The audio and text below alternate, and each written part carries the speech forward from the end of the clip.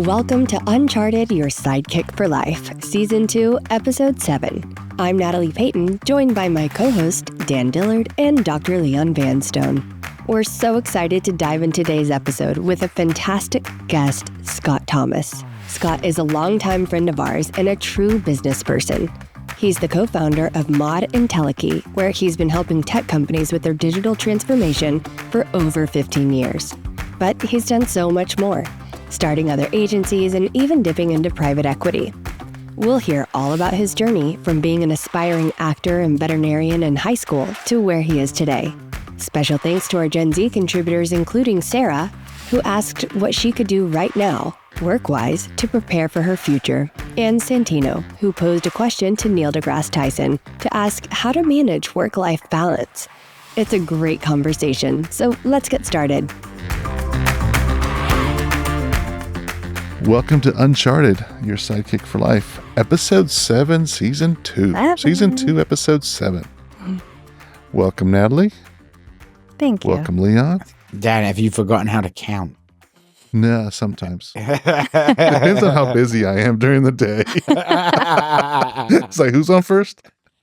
Who's on first? Yeah, How's on exactly. Well, I said your name, but let's go ahead and do some intros. Thank you, Dan. Hello, everybody. I'm Natalie Peyton. I am an actor, comedian, and podcast person, Natalie, and of course, co-host of Uncharted, your sidekick for life. And hello, everyone. I am Dr. Leon Vanstone, rocket scientist, storyteller, and entrepreneur, among other things. I am Dan Dillard, among other things, co-host of founding Up Uncharted, and what was he, co-founder of Founding Up? See, there's so many things going through my head, as well as media background, finance background, all that kind of stuff. It's a Friday afternoon. It's a Friday, yeah. It's been a long week. But excited to have a friend on the podcast. Scott Thomas in the house. Thanks for having me.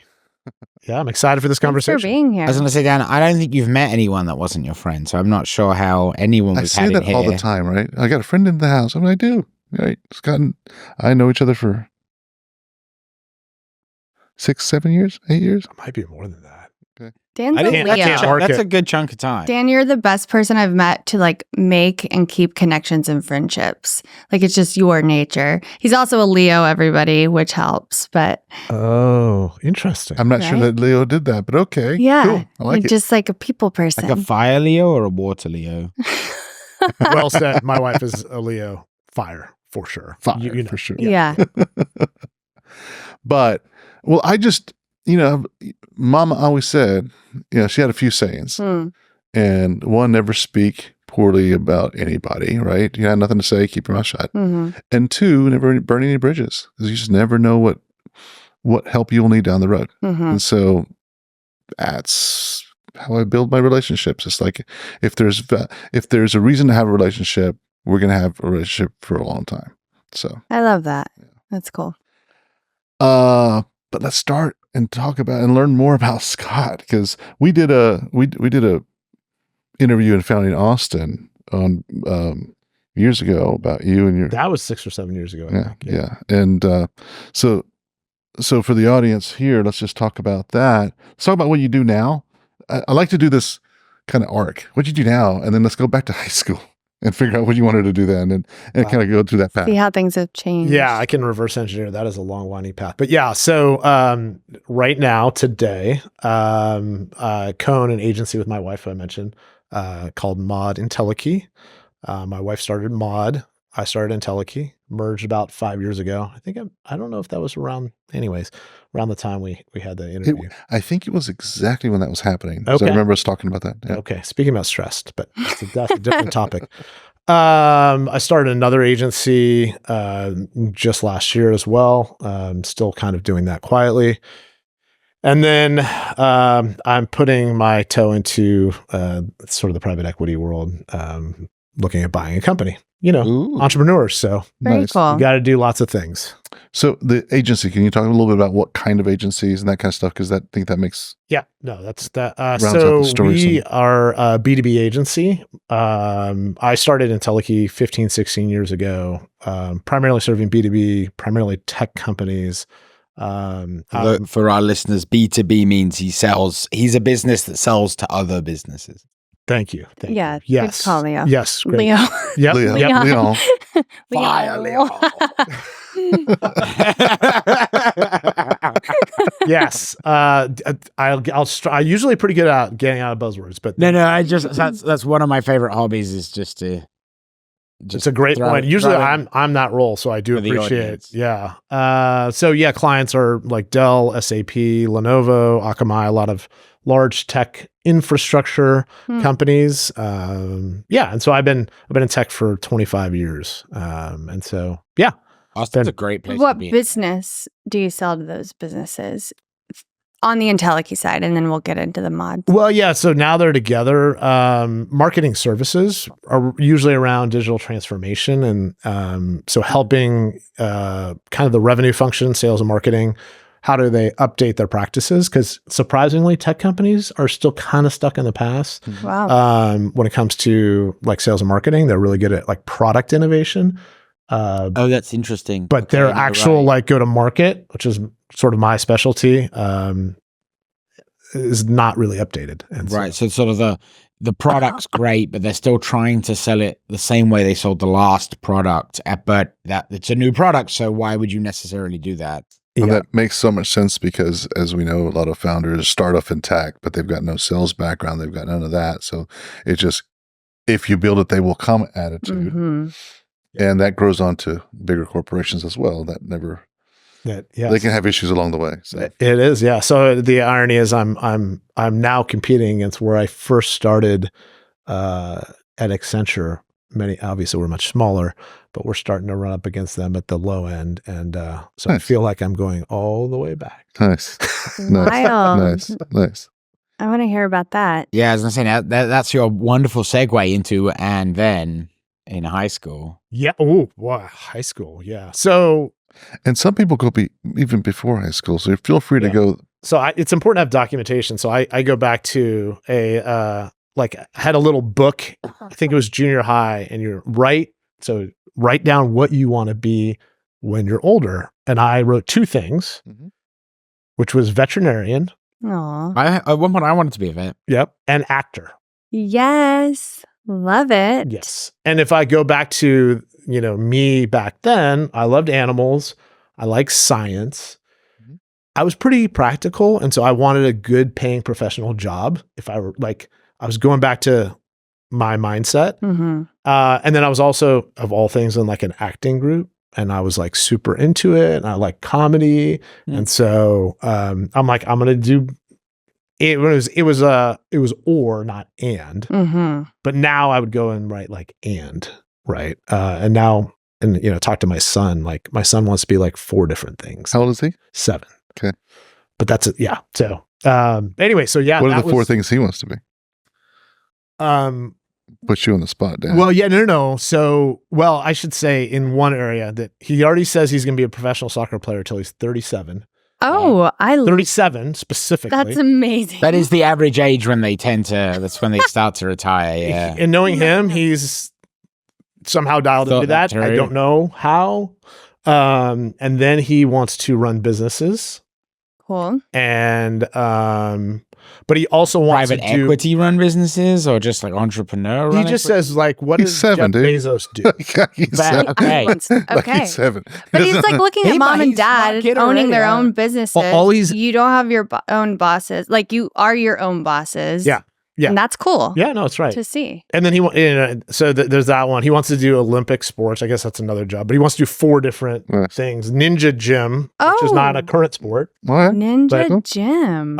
Soccer, tennis, and the 100-meter dash. Ninja. Wow. Oh, like All American Ninja? Yeah. Yeah. No, yeah. Obstacle course stuff. Yeah. That's cool. Yeah, he's super into it. What was the 4th one after tennis? 100-meter dash. 100-meter dash. Because he saw Noah Lyles and he's really fast, so he wants to do that. That's so cool. I love that. He's back out a lot, and I'm always like, run free. Anything you want. This is something that I really enjoy. Is you talk to someone who's 7, 8, 9, 10, and they want to be 10 different things, 5, whatever. Or they have, there's no, and then something happens. I don't know what it is, because you talk to an 18-year-old and they're like, I don't know. And all of that excitement is gone. And all of that possibility is gone. And I don't know, do we do it to ourselves? Do we do it to that? Does society do it to us? I don't know, man. But like because the world is that possible. It's literally, this is where a lot of me starting to think about the things that we're working on today happened when my daughter was 13. She started, universities started, agents used to visit the high schools and start kind of putting it, you got to come to this, you got to do this. And so do it this way, and you have to plug in here, so you have to look like this. I remember my daughter coming home crying, dealing with her, and she was crying. I was like, and she was just so stressed. She didn't handle stress very well. She's 13. Didn't handle stress very well. She's like, I don't know what to do. And just didn't feel like she fit in at 13 with like all these decisions have to be made and I've got to do them now. And I remember saying to her, don't worry about it, honey. You don't have to figure that out today. She's like, Dad, you don't understand. And so if you want to know the heart of where it started, it was that conversation. It was me saying, I've got to be the dad that defends here. And why the hell are we doing this as a society? Right. I don't stand for this. Let's figure something else out. So yeah, I think society, and that's part of why we're here, right? We're having these discussions to be like, let's change the message. Let's be more positive. And I'll be happy to tell you that she's now 21 and she's got like 10 things she wants to do. I want to fly a plane. I want to be a scuba diver. I want to like realtor, like all these things. I'm like, go for it. You can fly a plane pretty easily, honestly. Go figure it out. My wife is currently in pilot training. I mean, I was just amazing. implying you could do it once. But. Yeah. And it's true. Like I have 4 different jobs and I volunteer. And I just met with one of my cousins who is an actor and he's on the show right now, 1923, the Taylor Sheridan show, like spinoff of Yellowstone. It's filming in Austin. Yeah. And he showed me a picture of himself on a horse because he's, I guess, the right-hand man to the sheriff. And I guess it was in between takes, he's on a phone closing a real estate deal while on set. And he's like, yeah, that is just another source of income. And so it was just cool for me to see that you can do it all, but you got to figure out how to balance it mentally. At one point, I love that. Yeah. At one point, it dawned on me a decade or so ago that I'm doing all this hard work to build one company. And I also have a lot of time on my hands because I'm like, okay, I'm now waiting for this next thing. I'm just sitting here. And then it just dawned on me that it takes as much energy to build because the infrastructure, people, everything else can be very similar to like build a second thing. And it's another source of revenue. And like, why would I do that? So obviously there's limitations, but if you've got the structure down, why not do 2, 3, 4 things? And then you're busier with your life and you've got multiple sources of income and it's fun. Right. Keeps you entertained. So, but I'm speaking to the choir. You've done some of that, the combining and the. Yeah. And you don't know what you're doing until in reverse. Right. But, I've seen, I built my career in a lot of different disciplines, but like what you're talking about, they call it skill stacking from one perspective, right? I mean, obviously there's infrastructure, but I think there's also like certain skills. And if you kind of stack them up, they don't fit a linear pattern. But again, in reverse, you can see like, oh, like I worked at Accenture and I was in IT. And then I'm like, no, I don't like this. Then I went to marketing and it was too fluffy for me. Right. And it doesn't mean it is. It's just I didn't fit my personality. Right. Now I kind of do both, right? And I'm like, oh, I speak tech really well, speak like human pretty well, right? Like not everyone is in those realms, right? And so, I think you're also, I would give you more credit, right? There's probably some skills you have that not everyone can do that in the exact way that you're doing it as well. I think it's infrastructure. I'm not pushing back, but I'm just like, the way I look at that is it's also a skill sort of stacking or like, what do you bring to the table that, allows you to kind of stack all those things up? Makes sense.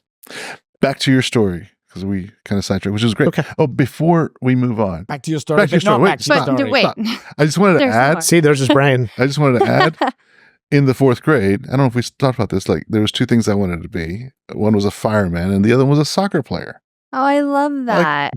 He would have. So as soon as you step by your son, I'm like, wait a second. It made me go back to think about that about myself. Right. It's like firemen, soccer If you'd players, been those more things. enterprising, Dan, you could have just set the soccer ball on fire and you could have done both. Right. Bingo. And come up with a logo with a fire, soccer ball fire. I like It's it. nice.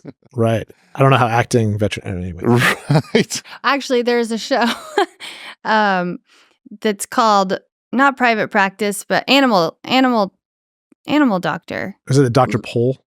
No, it's with the uncle from Weeds, Uncle Andy. Okay. And he played an animal doctor, and that was a show. You could have done that. That was my first thought when you said Yeah. There you Put go. it together, veterinary right? doctor. There's still time. Yeah. I mean, maybe, right? Like, I don't know if yeah. But back to the point, that's what you wanted to do at Yeah. that age. Way back when, right? And Now walk us through the journey of how that changed. yeah, that is crazy. Or right? developed.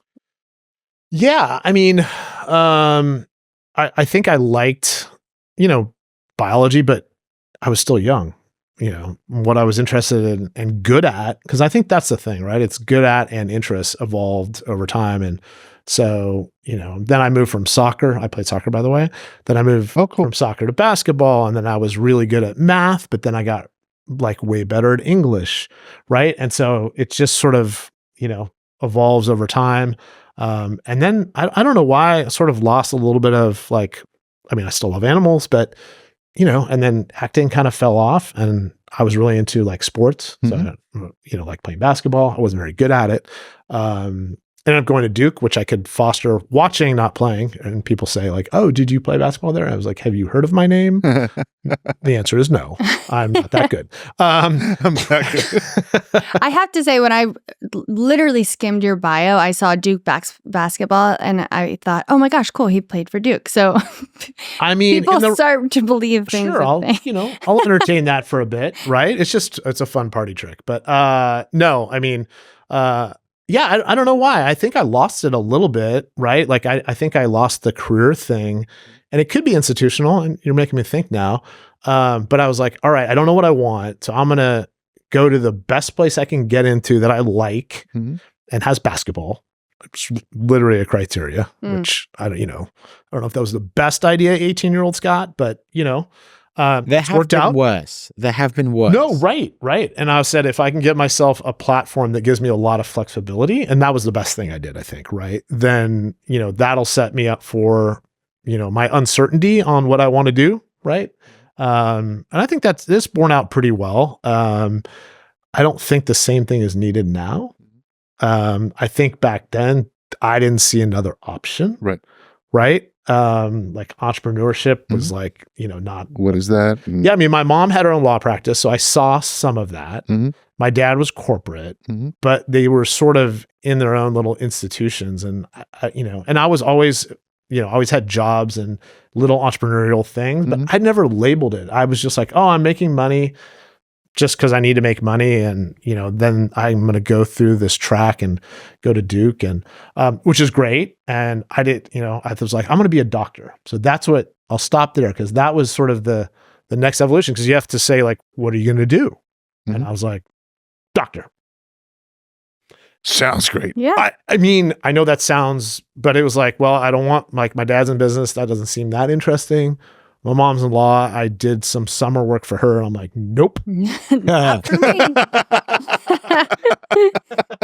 That's a big note. Yeah, like mom loves arguing. Cool. Nah, it's not my thing. So The arguments are great, but the paperwork is tiresome. 100%. And it turns out you don't get to have a lot of arguments. Yes, and it's very technical in a way that's super not interesting And you to do me. get to do a lot of paperwork.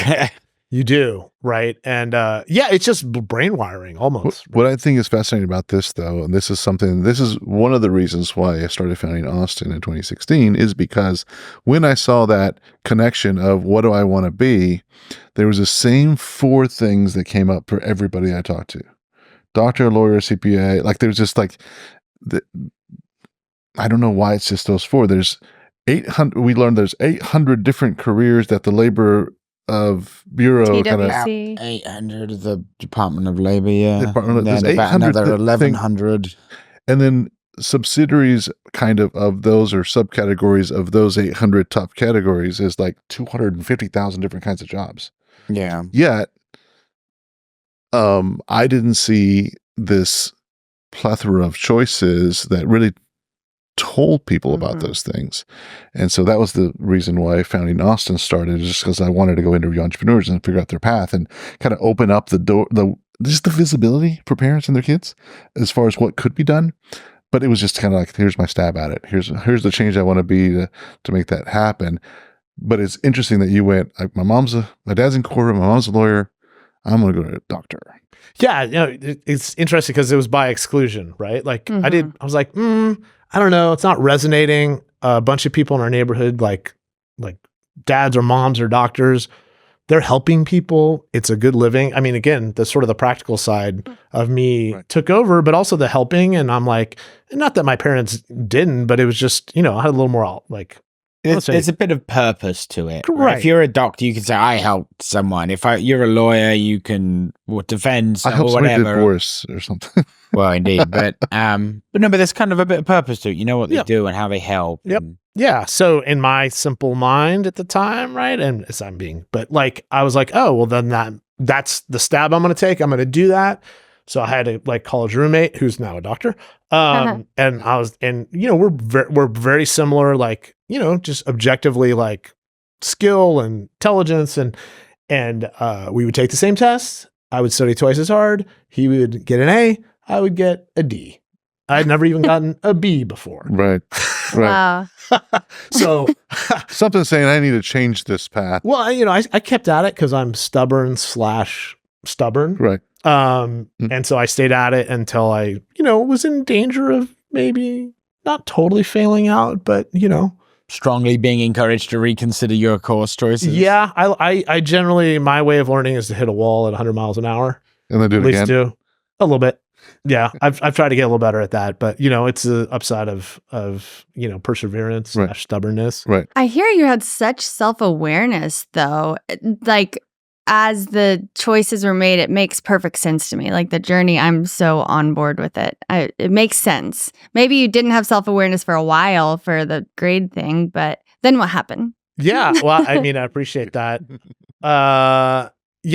Sort of, the self-awareness, it was just, my parents were like, we're not going to pay for Duke if you're failing. And they were convinced I was not studying. Aw. Right. And they always believed me, but they were like, you have always gotten A's and you didn't. And I mailed it in a lot in high school, right? Like I didn't study, I would get an A, and they saw high school Scott, and they're like, and I'm like, it's Duke.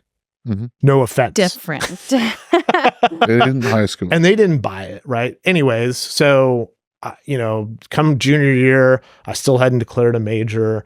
I was just like, what do I want to do? So I just went through the major list.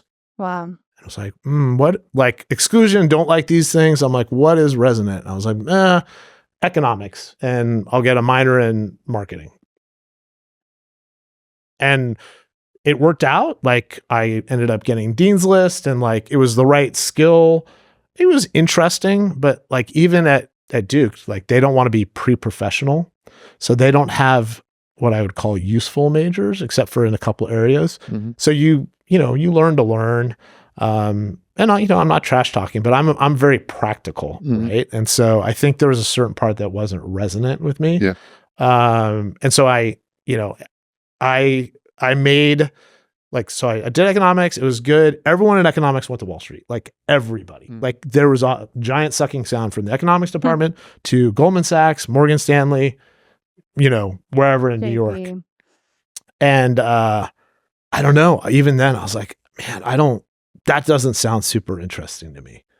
Right. And even they're like, oh, you make a lot of money. I'm like, yeah, I don't know. So at the time, I made getting a job my job. So I put this huge binder together, right? Like when I'm doing something, I don't go like halfway. And so very determined. I spent all my time in the career services. Like I became best friends with career services. No one else was in there except for me my whole senior year. Right. And like, I helped them with a marketing plan just for fun because I'm like, you need to go out and like market your services. No one knows about you. Here. Right. So I made it like my job to get a job, and I interviewed with everybody, and I took every rejection letter and pasted it on my wall. Oh my gosh, I Nice. love that. It's like the VC. It's like a startup world here. It's like, yeah, exactly. Love it. I'm just a glutton for punishment is really so. And you Anyway, got good at knowing what you didn't like as well. yeah, but through just trial and error, Right, I was like doing That's a pretty valid approach, honestly. Mhm. Like that just go and do it, go and try it. Like just you'll learn something. Yeah.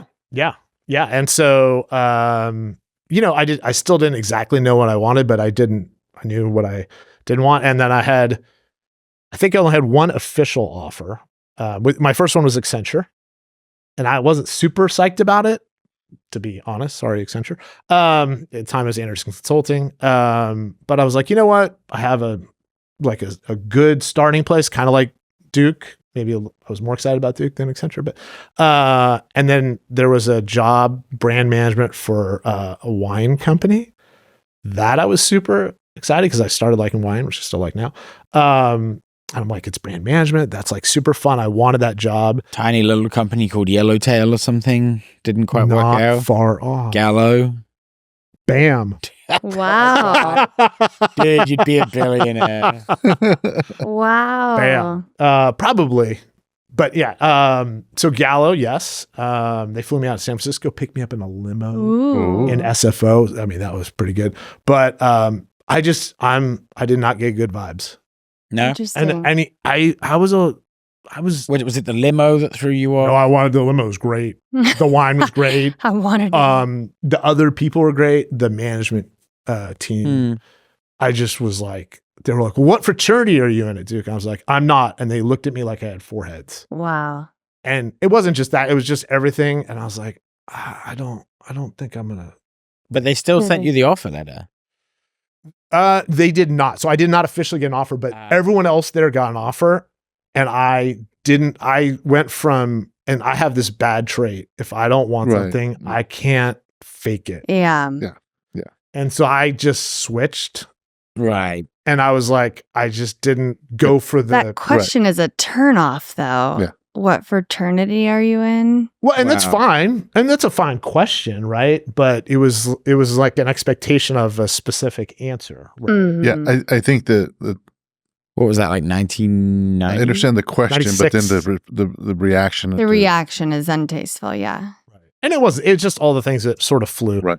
But I mean, don't get me wrong. That job was that was a dream job because you don't get a brand managing gig out of school. Right. And like they were bringing like kids from all over, and it That was was, before they acquired like High Noon and all those other. I guess you know. alcohol. Yeah. I do. I have a friend who grew up with a Gallo kid. Oh, Went to school with him. Gallup. The son of. yes. And then there was another one, didn't get it, but it was close. And I just was like, I stopped the interview process with IRI, which was a data company for all the grocery stores. It's still around. Okay. So yeah, those were kind of the So you three, went but you an Accenture? yeah, I just went Accenture because honestly, at the time it was the only offer, but I had already gotten it first. So Right. everything else was like house money. Right. Mhm. So if like, I'm just like, I got my base. I got my base, and that's just my brain, right? And so I'm like, all right, I got that as a starting point. Went to Charlotte, North Carolina. Was not my first pick, but yeah. So that was my first, I would say, real job. Although I had jobs all the way when I was younger. I sold golf balls in the backyard. I had a paper route. It's a very entrepreneurial. I didn't know that. I actually had to go in reverse. Like I was like, how did I become an entrepreneur? And if I actually track it all the way back, like I worked in a warehouse when I was 14. I worked at Baskin Robbins. I had every job in the world, and I loved working. Right. Yeah. The freedom and all the Yeah, and just like I liked it. Yeah. I still love it. Right. Like At what point was it from Accenture? What you were telling before the show, and I'd like to kind of re-jump into that. At what point did you have this crisis of identity? Maybe. yeah, no, that's right. So I was at Accenture. Part of the reason I didn't want to work in Wall Street is you have to work 80 plus hours a week, right? Mandated.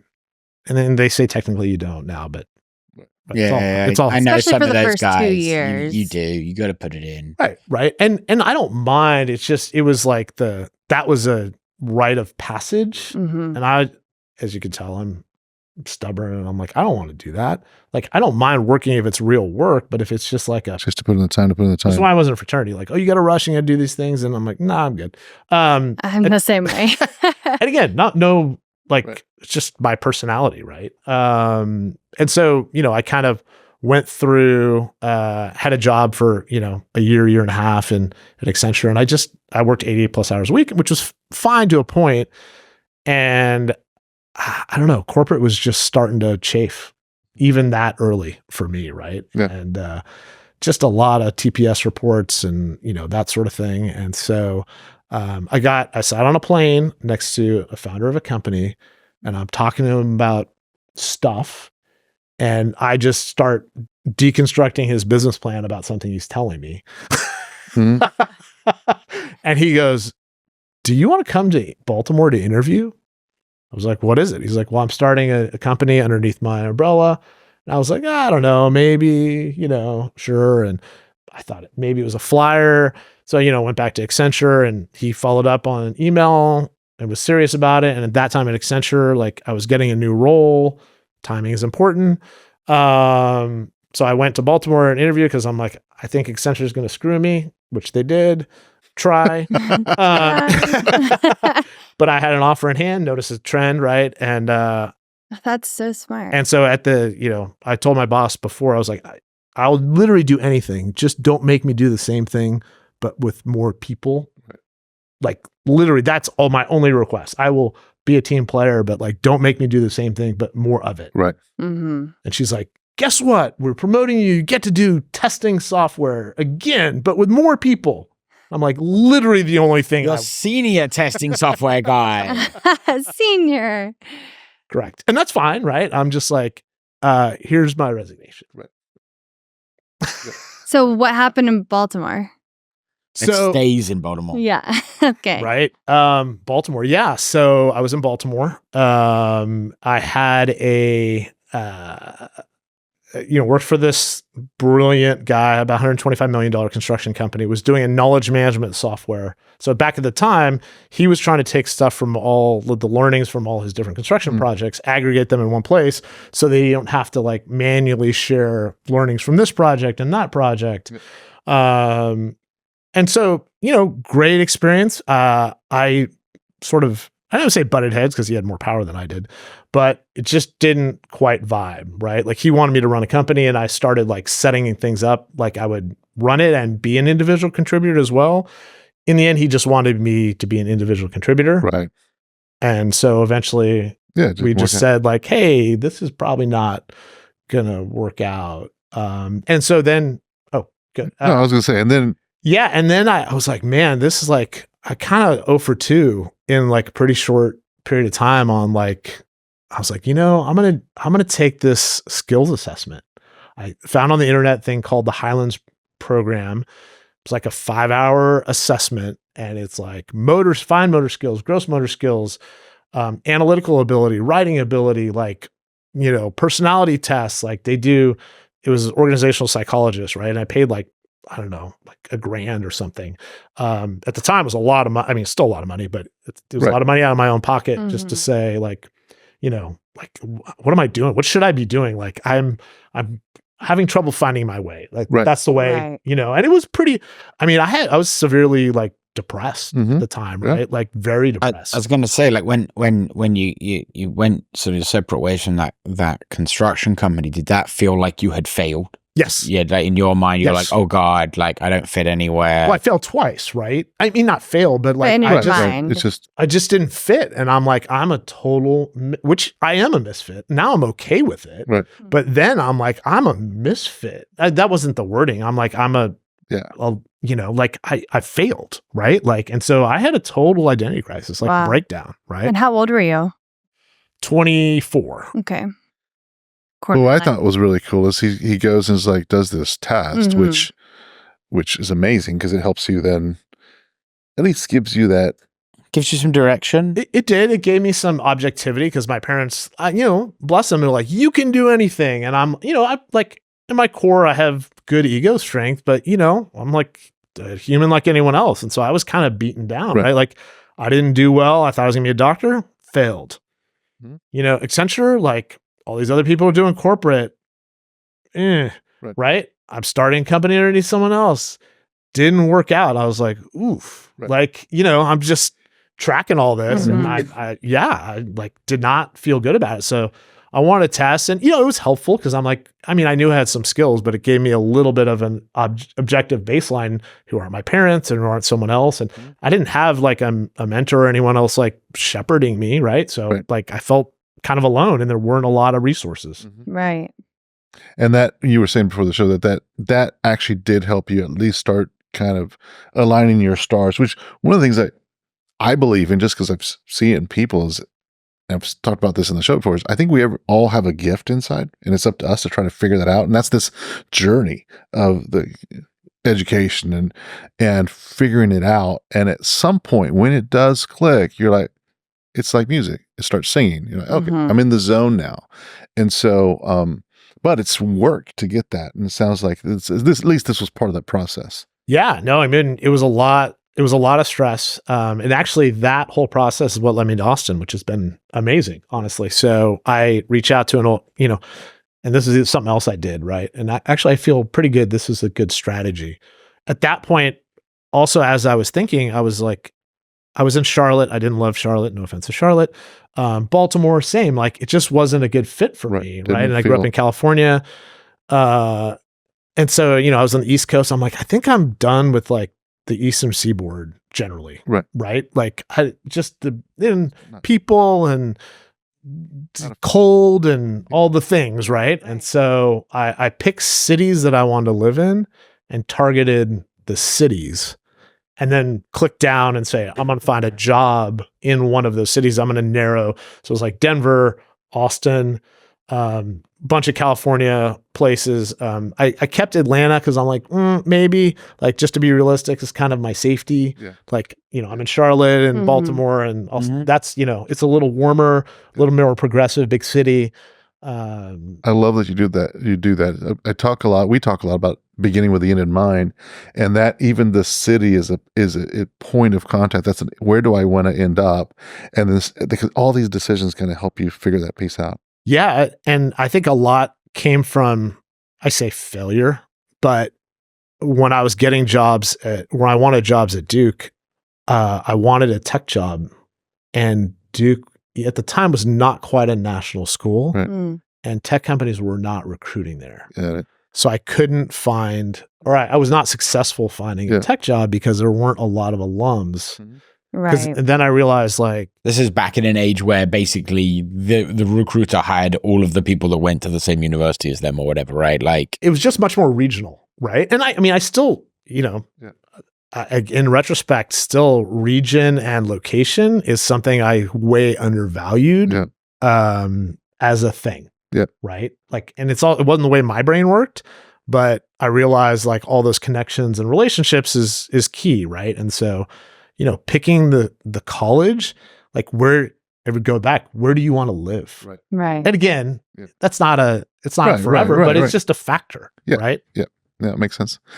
I know we want to get to the second part of this, but before we do that, I do want to ask one question as far as, like, up until that point, mentorship wasn't an issue, or wasn't something that was big on your radar. But after that, obviously, you've had mentors, you've been a mentor, you currently are in EO, which is an organization that helps other entrepreneurs. Let's just kind of talk about that for a second. Yeah, fast forward, I've been, it's a global organization, entrepreneurs organization. I think it's up to 50,000 worldwide. Wow. There's one in each city. I'm on the board of the Austin group, about 220 entrepreneurs. But there's a whole mentorship program that's part of EO, where basically other entrepreneurs mentor other entrepreneurs, right? And it is a whole peer mentoring program in general, right? And it's been a lifesaver. I've been in for 8 years. But I've been both a mentor to and not just younger entrepreneurs, but like I would say smaller businesses that are just a different part of the life cycle. And now I'm being mentored by someone who's already exited their company. And so, it works both directions, but it's been an amazing one. And I'm not a joiner, as you can tell, like not a fraternity person, and that's fine. But like EO is amazing, right? Like I found my tribe. It only took me 42 years, but yeah, I'm there. The experience, though, just so that our listeners know, I mean, the whole point of this is like, there's this kind of fog that we're all trying to get through. And at certain places you get tested, and that helps you. You figure out the city, that helps you. You figure out an organization that really helps you. These are just like points of boost in life. Yep. So would you talk about just how that impacted you, like when you joined or when you started having some mentorship, how that impact how things came together after that? I think for one, it helped give me more context and confidence. And at the same time, it made me, open my eyes to things that were a blind spot, right? Is what I would say. It's both at the same time. Mm-hmm. Dialectical. Yep. Yeah. Not to get too technical, but there's a whole thing called Johari's window, and I won't get into it. I know. But briefly get into it. Yeah. So basically it's a tool for identifying blind spots. Like personal blind spots. Or professional. Okay. Right. And so things that, you don't know what you don't know, really is that concept. And that framework, it's just one, but that's what EO has done for in general, right? You have a bunch of very motivated, compassionate, peers in the same spot. And it's called a forum. There's about a group of 8 to 10 entrepreneurs you meet with every month.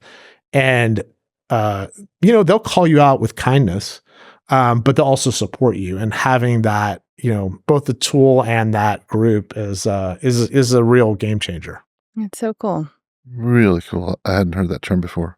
Love it though. Mm-hmm. And at the end of the day, the other thing I wanted to talk about is whenever you were a mentor, as you've been or being receiving mentored, is the willingness, because I think so many people, especially at a younger age, kind of feel like my time's not worth it. They're so busy. They're not, and I've found that nothing is further from the truth, that everybody wants to pass.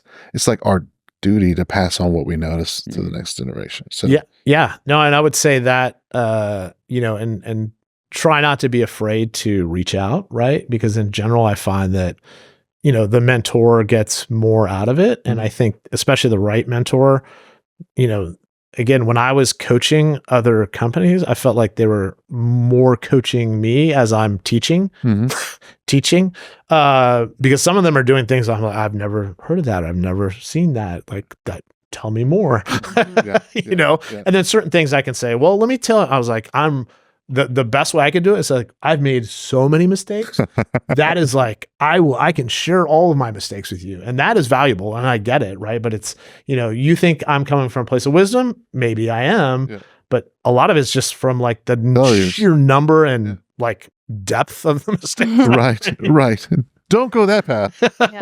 It's almost, and you've said this before about, you've used the analogy of an onion, but it's like trying to figure out what you want to do, and you can apply this to different things, but it is like peeling that onion back. It's like, I don't want that. I don't want that. I don't want that. So in your trajectory, like this didn't work. This doesn't work. This didn't work. The same thing with failures. I failed here. I failed here. I failed here. You don't need to be doing these things, so we can get closer to that core faster, more efficiency. All right, let's jump into some of these questions since we've got like 10, 15 minutes. And this first one is Sarah. What I could do right now as, a student on summer break, trying to pay rent and all of the rest of her bills, to have, something good on my resume, have good experience, guide me in the right direction for like future jobs, but also still making enough money. Because the main problem is the jobs that I could get right now do not pay as well as the restaurant does, which is scary. So Sarah's got a restaurant job and is trying to say, what would look good on my, like, restaurant pays my bills. I got a summertime. What could I put on my resume and still earn enough money Like what path should I take in this? Thoughts? So the way I'm looking at this is, I think there's two ways. If you have an idea of what your next step is, how do you reverse engineer that next step? You don't have to know the ideal situation, right? Maybe there's an industry, right? Like, try to network to move towards that. Yep. I would say network is the number one, like applying for, jobs. Your resumes is fine, but, most of my jobs and most of the new business I get is all through people I know. Right. Mm-hmm. Right. And that still holds very true. Right? 100%. That said, restaurant jobs, if that's close to an industry, honestly, I mean, the way I look at it is I don't care as much, right? If that happens, you want to move into hospitality or, there's some Management. transferable skill. I mean, I think restaurant jobs are perfectly valid. Again, if you want to be a biomedical researcher, I get it. That's probably not the right, path, but I don't see it as a bad stepping stone, if that makes sense. Right. 100% agree. And I love that you brought up the networking thing, because that's the first thing I would, given in her situation, given what I know now, and say, here's where I want to go. The first thing I start doing is identifying people that are in close enough ranges to that and buying them coffee, saying, hey, here's what I want to do. What opportunities do you know of? Because you don't know until you're not going to find it on the internet. You're not going to find it behind a phone, and it's not going to be posted. It's going to be, I know Leon who knows this person at this place, and I'm really cool with Leon, so let's go have coffee, Leon. There's also a value in networking while at a restaurant job. Like, I was a bartender and worked at a restaurant in New York for 8 years at Brother Jimmy's Barbecue, and I got the job from somebody that I knew.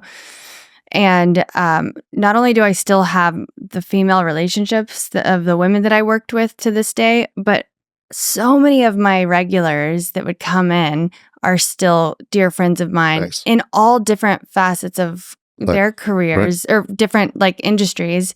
And like you, Dan, you're so good at knowing people at restaurants. I networked at work all the time, and it has served me very well. So she could certainly use the restaurant as a networking hub.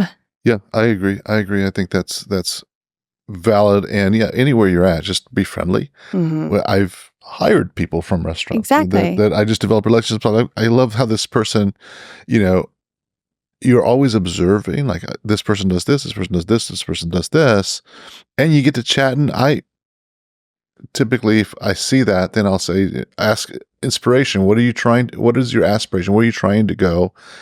And if there's some alignments in what they're trying to do, I've literally, placed people in that situation. Say, okay, let's, this person, let me get you in contact with this person. Then that turns into a career. So I'd say, but once again, networking, using that voice and being friendly. And again, back to what Mama said, never burn bridges and always be nice. And just, those are the kind of things that pay off in the long run. How about you, Leon? Any thoughts?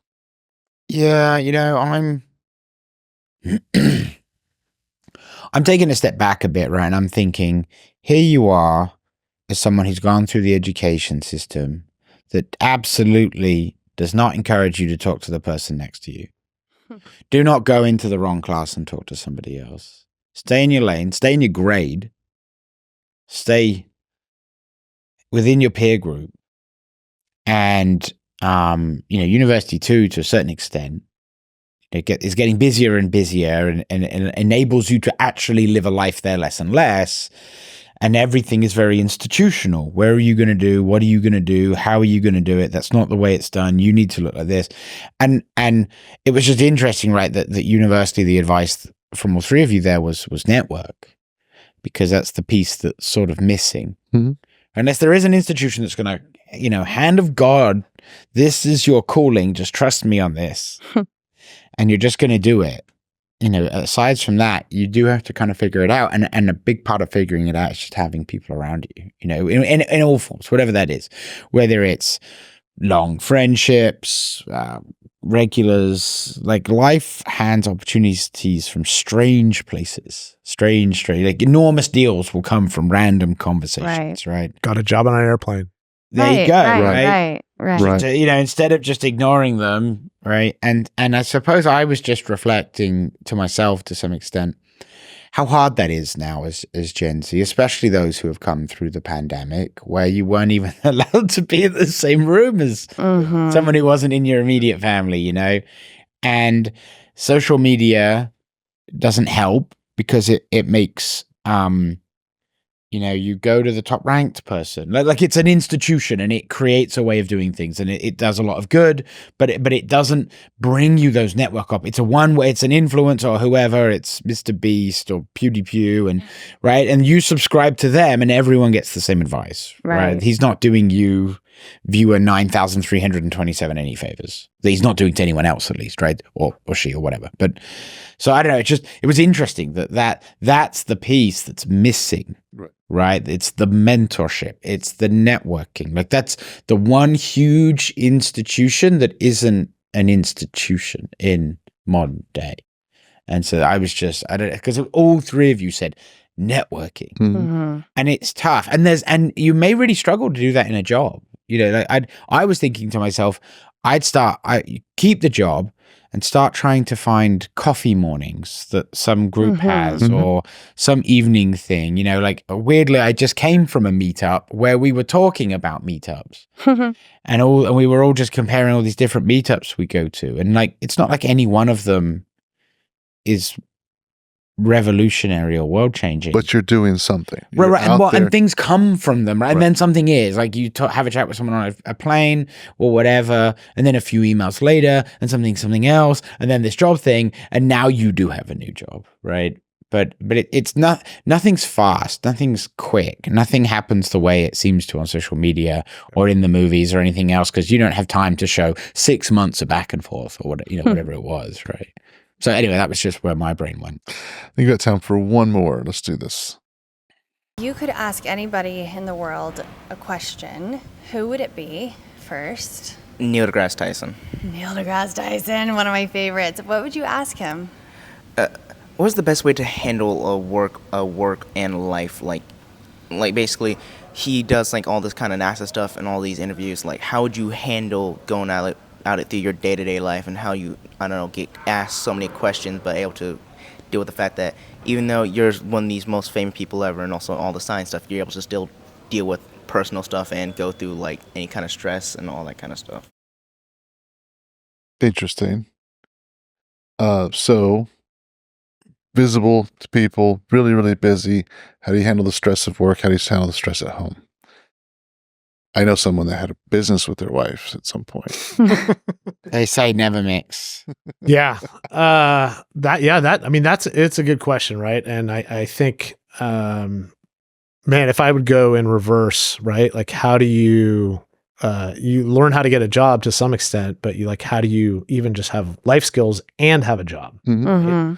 I mean, I'll lie. It's still hard every day, right? So I think for me, I look at it in terms of seasons, right? I think there's certain seasons where work may predominate. And I think it's important to think of that as just maybe a moment in time. Yep. And then other times where family is first and foremost. And, sometimes you don't get the choice of when either. Like, right. Health, blah, blah, blah happens. All of a sudden, I've got to focus on this. Yeah. So, for me, there may be a methodology. I think it's just a recognition as much as anything else on how to kind of ride the wave, if you will. Well, that's interesting. And it kind of made me think about, earlier this year, us having to figure out calendars, because we've got 3 different calendars, and we got work calendars, and you've got other things you're doing, and we've got other things we're doing, and we got guests that are coming in, and it's how do you balance all that out? But in that, we all have our personal calendars as well. So here's the things that are important to me outside of this, and that we're going to do, and we're just not available at that point in time. So just kind of finding the holes in between. But it is this. I completely agree with the seasons. I mentioned this in a show before, but sometimes when you try to throw everything into a day, and you feel like I'm failing because I'm not able to do this, and this today, and social media, or look at the others and they're doing all these things, and I know I should be, exercising first thing in the morning, or just like all these things, and it just adds more stress. And it reduces sleep and all that kind of stuff. But having the seasons to say, I'm going to do this segment out, whether it's a day or week or whatever. And so I totally understand where you're coming from there. And life does seem to come not in 24-hour days, but in segments of time where I'm going to really focus here, run really, really hard. And then that's going to take its time to do its thing. And I can focus on something else. And as I mentioned before, sometimes you don't have a choice. You just have to be able to be flexible to be like, all right, thought I was going to do this, but I need to get this done because it's priority. So it's constant rebalancing, reprioritizing. Some part of me thinks though that I think it's almost misleading to think of a work-life balance. I think that's an old concept of a job. It's a 9 to 5, and I go to work and I have my professional life and that stays at work, and I go home and I have my personal life that stays there. One, that's not really how jobs seem to be anymore, because my boss does expect me to answer, some notional boss expects you to answer an email at 9 p.m., right? Like that's a thing. And so that's kind of dissolved. But also it's like another way of thinking about some of what both of you are touching on there. Like I think about thriving, right? I think about, I want to try and live a life where I thrive. And there are a lot of different things I have to worry about to do that.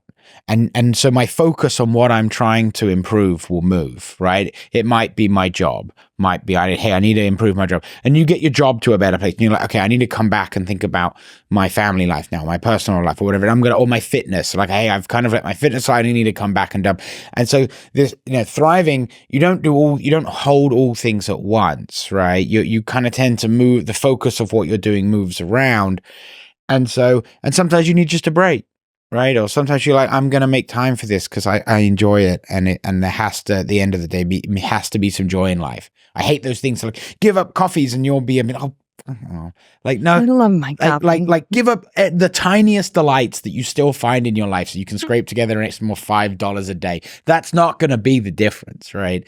And so I think about thriving and focusing on trying to spend my time thinking about how I can focus on things that are going to help me thrive, and somebody else looking in can decide whether I am working or playing in whatever it is I do next. They can look in and say, is Leon having fun or is Leon working?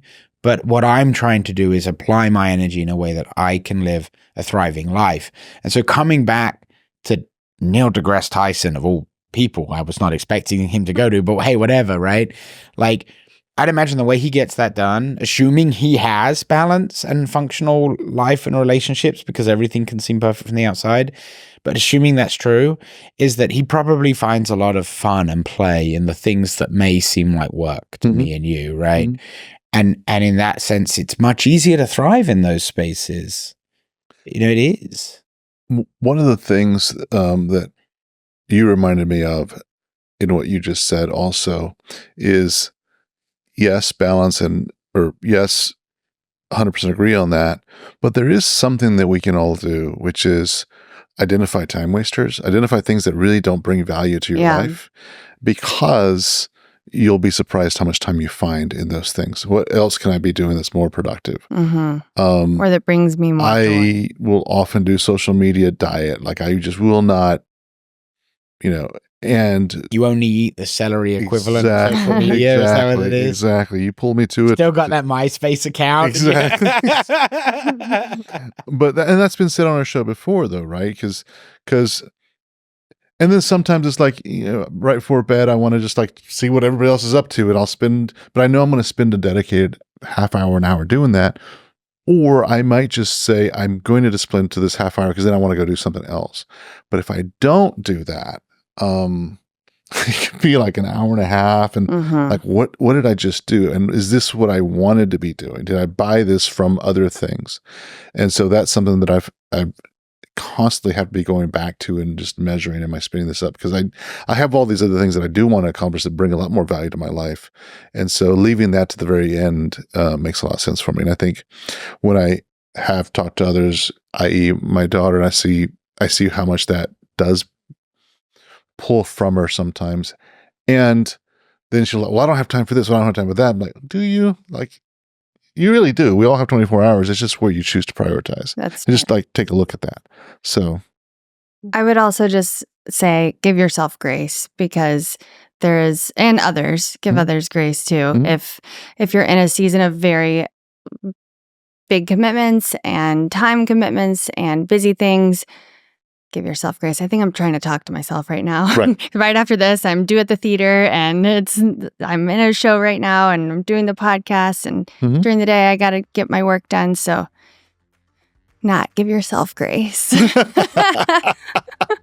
She comes in as a host / therapy. Yeah. I mean, isn't this all a little therapy? Yeah. Exactly. Well, I think that's all we've got time for today. Thank you so much for being here today and sharing insights, background, your story. I loved it. I thought that was, every time we get together and chat, there's always something I learn. So it's been great. Thanks. Likewise. Yeah. Yeah, Thanks for super having me. insightful. Thank you. And that's a wrap for today's episode of Uncharted, Your Sidekick for Life. A huge thank you to Scott Thomas for joining us and sharing his inspiring journey through entrepreneurship, life transitions, and everything in between. I loved hearing about how Scott started in tech, built his agency with his wife, and how he continues to balance all the different aspects of his life. It's a reminder that our paths are rarely straight, but they can still lead to amazing places. Thanks for tuning in. Be sure to subscribe, share, and leave us a review, and we'll catch you next time on Uncharted, Your Sidekick for Life. And as always, keep pushing forward, stay curious, and don't be afraid to explore the uncharted.